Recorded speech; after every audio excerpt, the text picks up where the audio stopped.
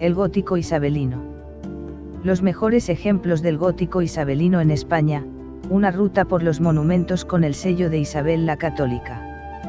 Isabel I de Castilla, que pasó a la historia como la Católica, nació un Jueves Santo de 1451 y falleció un frío mes de noviembre de 1504. Se trata de una soberana cuyo reinado se desarrolló a caballo entre los siglos XV y XVI, entre la Edad Media y la moderna. Durante estos momentos, la luz del arco ojival se apagaba en Castilla para dar paso al Renacimiento, mientras un estilo de transición con sello de la reina resplandecía, el gótico isabelino. Mientras que la primera etapa gótica en España fue importada de otros reinos europeos, como Francia, esta corriente artística de la que hablamos se caracteriza por ser parte del patrimonio cultural e histórico nacional, ya que únicamente se puede encontrar en nuestro país o en determinados puntos de América del Sur.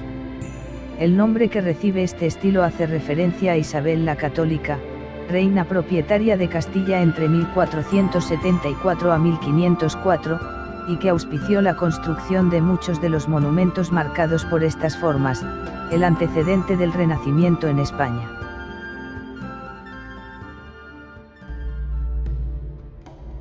Características y definición del gótico isabelino. Como hemos dicho, el gótico isabelino recibe esta denominación por ser un estilo propio de la Corona de Castilla, desarrollado durante el reinado de los Reyes Católicos, y con notables influencias flamencas, de ahí que en ocasiones también se le confunda con el gótico flamígero importado de Europa y que podemos contemplar en monumentos como la Catedral de Santa María de Burgos. Templos amplios, bóveda de crucería estrellada o uso de pináculos caracterizan y definen al gótico isabelino respecto a otras corrientes pertenecientes al mismo estilo. Motivos heráldicos de los Reyes Católicos. Las construcciones patrocinadas por los Reyes Católicos contaban con un alto valor propagandístico.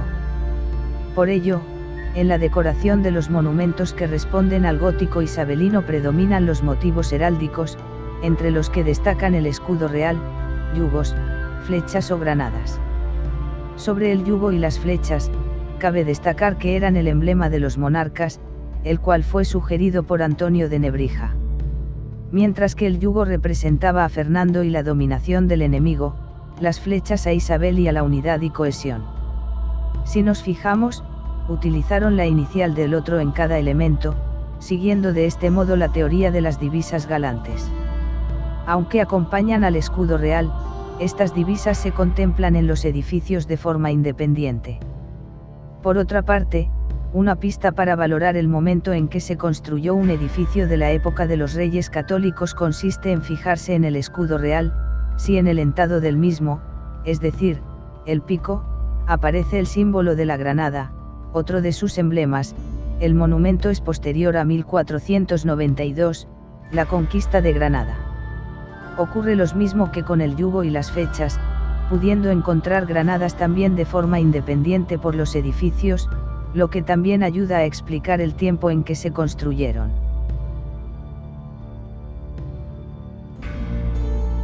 Arquitectos del gótico isabelino. Juan Guas y Enrique Higaas son los arquitectos más destacados del gótico isabelino, siendo a ellos a quienes se atribuyen la mayoría de los edificios que podemos encontrar en España. Por ejemplo, al primero se debe el monasterio de San Juan de los Reyes, Toledo, y al segundo la Capilla Real de Granada, entre otros monumentos. Los edificios más destacados del estilo isabelino son, Monasterio de San Juan de los Reyes, en Toledo, Cartuja de Santa María de Miraflores, en Burgos, Monasterio Dominico de Santo Tomás, en Ávila, Iglesia de San Pablo y Colegio de San Gregorio, en Valladolid, Capilla Real de Granada, Sepulcro de los Reyes Católicos, y el patio del Palacio del Infantado, de los Duques del Infantado, en Guadalajara. El arquitecto Juan Guas fue el máximo representante del gótico.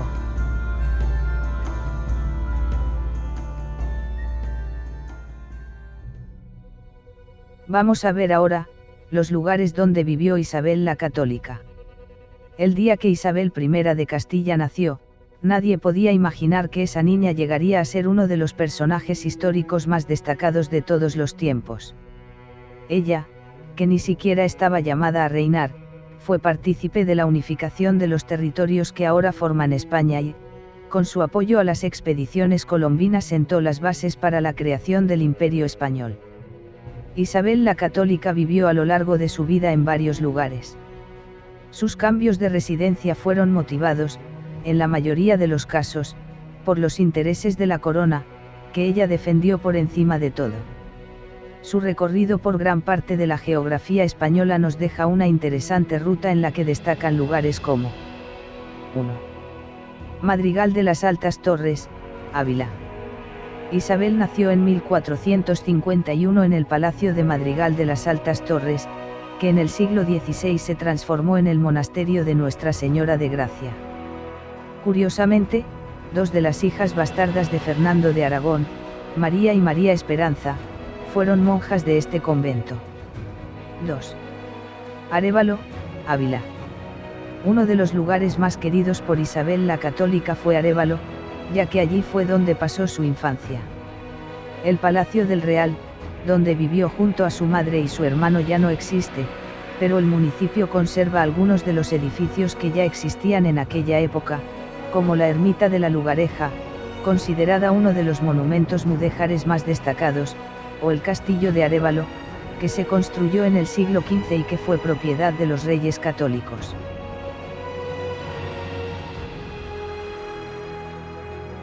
3. Segovia. En 1461, con solo 10 años, Isabel y su hermano Alfonso fueron reclamados a la corte segoviana por su hermanastro el rey Enrique IV, que iba a ser padre. Segovia era el lugar donde se ubicaba tradicionalmente la residencia de los Trastámara, la línea real a la que pertenecía Isabel. Fue, además, el lugar donde ésta se coronó reina años más tarde. En la ciudad castellana hay varios lugares relacionados con Isabel I de Castilla, aunque destaca sobre todos el Alcázar, que fue una de las residencias favoritas de los Reyes Católicos. 4. Ocaña, Toledo. Una vez que Isabel fue proclamada heredera y princesa de Asturias por el Tratado de los Toros de Guisando, se trasladó a vivir a Ocaña, municipio de procedencia de dos de sus mayores apoyos, Gonzalo Chacón y Diego Gutiérrez de Cárdenas. Es allí donde la futura reina conoció al que sería su marido, Fernando de Aragón. Uno de los lugares de Ocaña más ligados a Isabel la Católica es el Palacio de los Cárdenas, construido en estilo gótico y detalles mudéjares, aunque ese es solo uno de sus bonitos monumentos. 5. Valladolid. El Palacio Elos Vivero de Valladolid fue el lugar en el que contrajeron matrimonio los Reyes Católicos en 1469. El enlace nupcial, al que se oponía Enrique IV y que había sido negociado en secreto, se realizó después de que Isabel se escapara de Ocaña, donde el noble Juan Pacheco la vigilaba, y de que Fernando llegara a Castilla de forma clandestina haciéndose pasar por un criado. Después de la ceremonia, Isabel y Fernando pasaron su luna de miel en el castillo de Fuensaldaña, a escasos kilómetros de la ciudad. 6. Dueñas, Palencia. Después de casarse, los Reyes Católicos se trasladaron al Palacio de los Condes de Buendía, en Dueñas, donde nació su primogénita Isabel. Este palacio se encuentra en ruinas, aunque sí permanece en buen estado la iglesia de Santa María de la Asunción, donde la infanta fue bautizada. 7. Toledo. Isabel mandó construir el monasterio de San Juan de los Reyes en Toledo para servir de panteón real, aunque finalmente no sirvió para este fin, para celebrar el nacimiento de su hijo Juan y para conmemorar la victoria en la batalla de Toro, en la que se disputaba la sucesión al trono de Castilla. Es uno de los monumentos construidos en estilo gótico isabelino más importantes de España. 8. Ávila. Ávila vivió momentos de prosperidad gracias a las idas y venidas de la corte, ya que los Reyes Católicos hicieron del Real Monasterio de Santo Tomás su residencia de verano. El príncipe Juan, único heredero varón de los monarcas, fue enterrado en este lugar cuando murió prematuramente. Actualmente aún se conserva el sarcófago de mármol que mandó construir su madre, aunque los restos mortales han desaparecido. 9. Granada. Una de las metas de Isabel y Fernando era lograr la rendición de Granada, el último de los reinos musulmanes de la península. Lo lograron en 1492 y, unos pocos años más tarde, la corte se instaló en la ciudad. El lugar relacionado con los reyes católicos más significativo de Granada es la Capilla Real, donde están enterrados los monarcas, su hija Juana y Felipe el Hermoso. 10. Medina del Campo, Valladolid. Isabel murió en 1504, a los 53 años, en el Palacio Testamentario de Medina del Campo.